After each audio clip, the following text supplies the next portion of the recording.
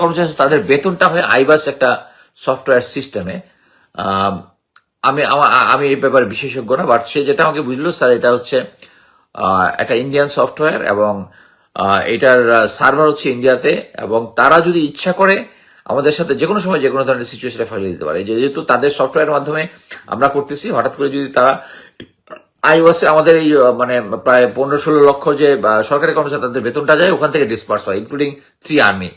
তার মানে হচ্ছে যাদের এদের মানে এদের অ্যাকাউন্টে চলে যাওয়া মানে হচ্ছে এদের অ্যাকাউন্ট ইনফরমেশন, মানে সমস্ত আর্মির অ্যাকাউন্ট ইনফরমেশন এই সফটওয়্যার আছে। এটা শেখ হাসিনা ইন্ডিয়াকে তো সব দিছে, এইগুলো দিয়ে দিচ্ছে আর কি। তো এই জিনিসটার মনে হয় কন্ট্রোল আমাদেরকে নিতে হবে, যারা যারা কনসার্ন আছেন। আমি তো আর সরকারের কোনো কিছু না, আমি শুধু জাস্ট আমার পয়েন্টটাই বলতে পারি।